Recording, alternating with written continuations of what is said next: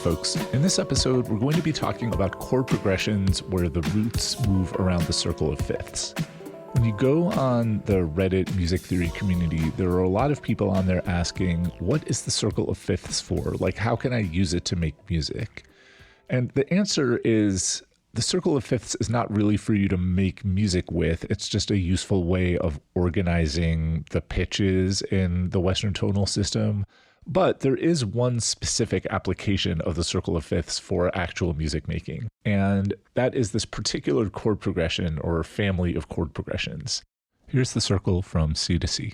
C, F, B flat, E flat, A flat, D flat, G flat or F sharp, B, E, A, D, G, C. Now, I did say in a previous episode that the circle of fifths is a lie. It is not a circle. It's an infinite spiral that doesn't close. But for the sake of simplicity and convenience, we just pretend that G flat and F sharp are the same note so that we don't have 8,000 keys per octave on the piano. As a consequence, we have this awkward shift where at some point on the circle of fifths, you have to jump from the sharp side to the flat side or from the flat side to the sharp side. Now, what you don't want to do is literally just take chord roots and like move all the way around the circle of fifths. You can do that. It just sounds silly.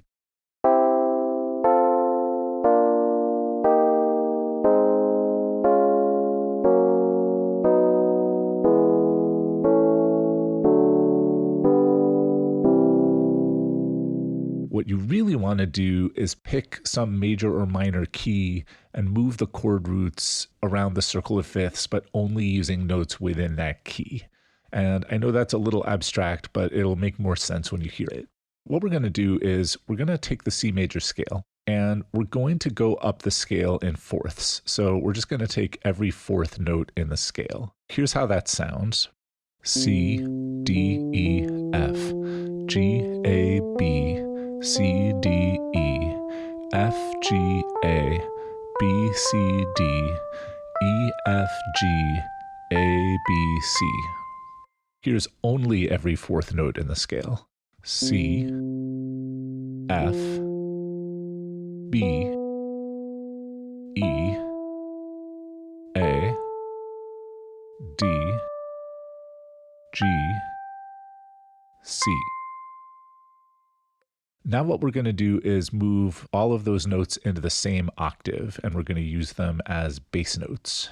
C, F, B, E, A, D, G, C. Next, we're going to build a diatonic triad on top of each chord root, meaning we're going to just start on the chord root and then take every other note from the C major scale. C, F, B diminished, E minor, A minor, D minor, G, C. Now here's how those chords sound as block chords. C, F, B diminished, E minor, A minor, D minor, G, C. Okay, this is starting to sound like music, right? I mean, this chord progression might start sounding familiar to you. You've probably heard some songs that use it, or at least that use parts of it. Now what I'm going to do is a jazzier version of this chord progression. So I'm going to add sevenths to each of the chords. Instead of just starting on the chord root and going every other note, I'm going to go every other note one more time to get the diatonic sevenths. I'm also going to replace E minor with E7. That's the dominant chord in the key of A minor. It just sounds a little better to use an E7 chord there than E minor. C major 7, F major 7, B half diminished 7, E7, A minor 7, D minor 7, G7, C major 7. This again should sound pretty familiar. You've definitely heard groups of these chords together. Now, you don't have to do this sequence starting on C, starting on 1. You can start it anywhere, and it's especially common to start it on A minor, to start it on 6. So here's how it sounds starting on A minor. A minor 7, D minor 7, G7, C major 7, F major 7, B half diminished 7, E7, A minor 7. Probably the most familiar song to use this chord progression is I Will Survive by Gloria Gaynor. At first I was afraid, I was petrified, kept thinking I could never live without you by my side. But then I spent so many nights thinking how you did me wrong, and I grew strong, and I learned how to get along, and so you're back from outer space. I just walked in to find you here with that sad look upon your face. I should have changed that stupid lock, I should have made you leave your key. If I'd have known for just 1 second you'd be back to bother me. Oh, now go, walk out the door. And here are the chords. A minor, D minor, G7, C, F, B half diminished 7, E7 sus4, E7, A minor. My usual reference point for this chord progression is You Never Give Me Your Money by the Beatles. You never give me your money. You only give me your funny paper. And in the middle of negotiations, you break down. I never give you my number. I only give you my situation. And in the middle of investigation, I break down. And here are the chords. A minor, D minor, 2-1, G, C sus4, C, F, B diminished, E7, A minor.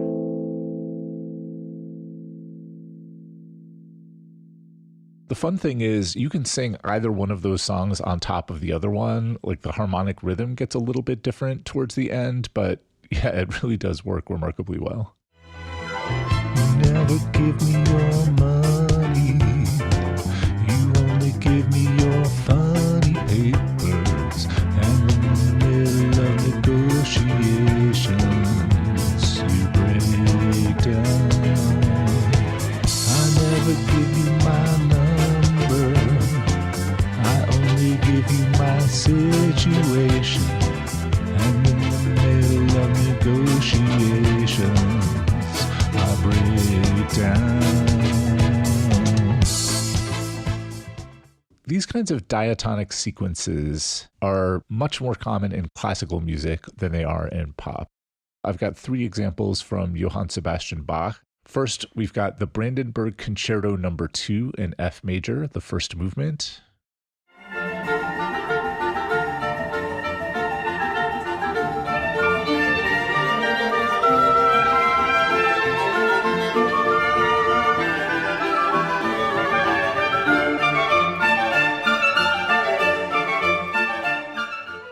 And here are the chords. D minor, G minor 7, C7, F major 7, B flat major 7, E minor 7, A7, D minor. Next, we've got the famous Chacon from the Violin Partita No. 2 in D minor.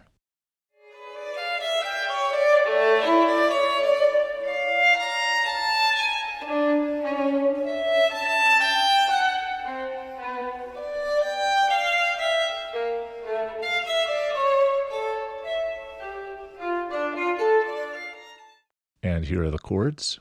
D minor, E7, A7, D7, G7, C7, F, A7, D minor.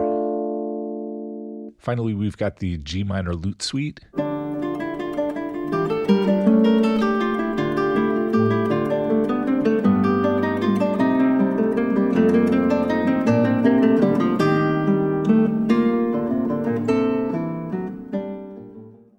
And here are the chords. E half diminished 7, A7, D minor, G7, C minor 7, F7, B flat, E flat.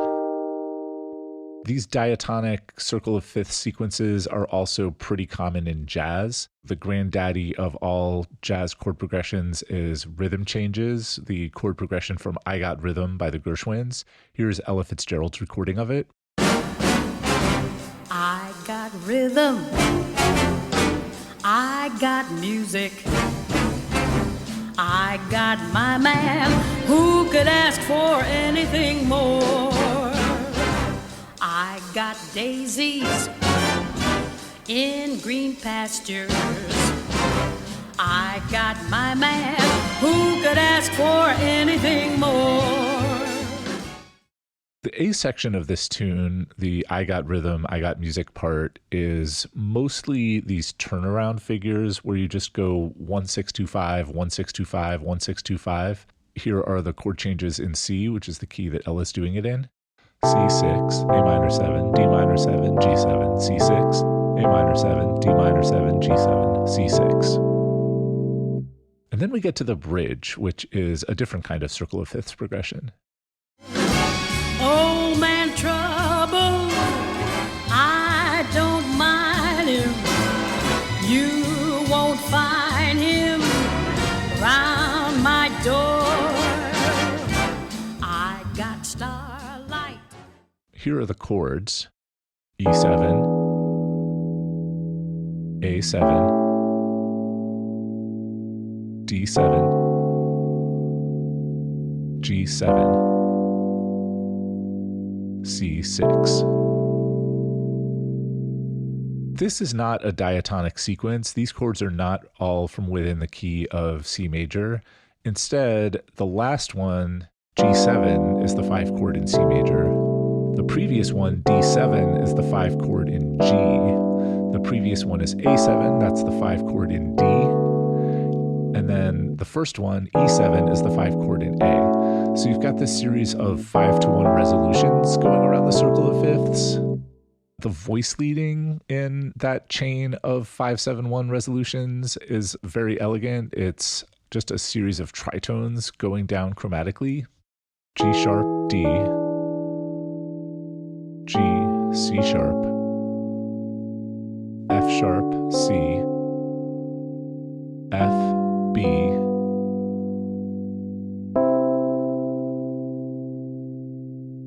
Fly Me to the Moon is a very literal diatonic sequence. It's actually the exact same chords as I Will Survive and You Never Give Me Your Money. Here's Frank Sinatra's recording, which is even in the same key as I Will Survive and You Never Give Me Your Money. Fly me to the moon, let me play among the stars, and let me see what spring is like on Jupiter and Mars. In other words, hold my hand. In other words, baby, kiss me. Fill my heart with song and let me sing. And here are the chords. A minor 7, D minor 7, G7, C major 7, F major 7, B half diminished 7, E7, A minor 7. And now, just for jollies. Fly me to the moon, let me play among the stars. Let me see what spring is like on Jupiter and Mars. In other words, hold my hand. In other words,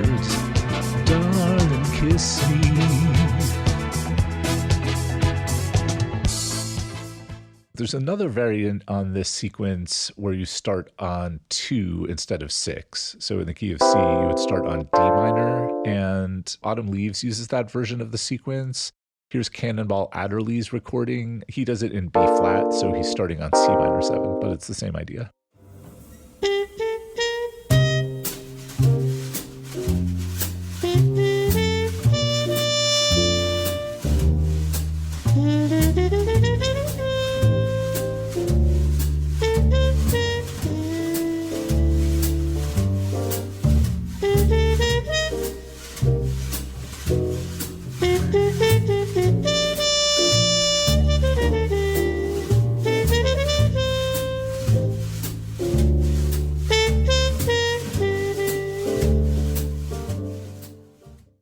And here are the chords: C minor 7, F7, B flat major 7, E flat major 7, A half diminished 7, D7, G minor 6.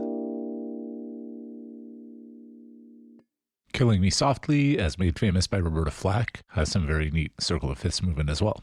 Strumming my pain with his fingers, singing my life with his words, killing me softly with his song, killing me softly with his song, telling my whole life with his words, killing me softly with his song. First, we have this short circle of fifths sequence, just 4 chords: F minor 7, B flat minor 7, E flat 7, A flat. And these 4 chords have this very nice descending chromatic voice leading. E flat, D, D flat, C. Then there's this longer chain of circle of fifths movement. It gets interrupted. It doesn't go steadily all the way around the circle. It goes from E flat to D flat before going to A flat. And then at the end, it goes from G flat to F. That's pretty elegant. F minor 7, B flat 7, E flat 7, D flat, A flat, D flat, G flat major 7, F7. Finally, here's Don't Know Why by Norah Jones. I waited till I saw the sun. I don't know why I didn't come. I left you by the house of fun.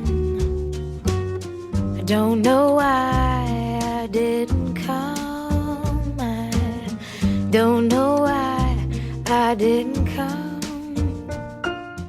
This also gets interrupted on its way around the circle. So she goes from B flat to E flat, but then she jumps from E flat to D and then continues around the circle from D. B flat major 7, B flat 7, E flat major 7, D7, G minor 7, C7, F7, B flat. And this progression has very elegant descending chromatic voice leading. A flat, G, F sharp, F, E flat, D. These diatonic sequences, they're really beautiful, yeah. This circle of fifths root movement, it feels very logical, very inevitable. Because it's such a kind of foundational sound in Western European classical tradition, anytime someone uses it, it evokes that tradition. So you might not consciously be thinking about classical music when you hear I Will Survive or You Never Give Me Your Money, but there's probably an unconscious part of you that's making that association. And that's kind of a problem with circle of fifths progressions, is that because they have this old world kind of functional harmony, traditional sound to them, it's hard to make them sound fresh, right? If you are going to use these progressions, they sound really cool, but they also belong to this kind of musical past. Now, if what you're trying to do is evoke the musical past, that's a good thing. So Norah Jones, for example, very much not trying to sound like her own time and place. She's deliberately going for this retro kind of vibe. But if you want to sound current, it might be a good idea to know what a circle of fifths chord progression is and then make sure to not use it. So far, all of the progressions we've been talking about go around the circle of fifths in a particular direction, which is counterclockwise. And in Western European tonal tradition, that is the correct way to go around the circle of fifths. But nowhere is it carved in marble that you have to adhere to the conventions of Western European tonal music. You could, for example, go around the circle of fifths clockwise, which is the wrong way according to the traditions of Western Europe, but it also sounds really cool, and that is what I'm going to be talking about in the next episode. Thank you very much for listening. So you're back.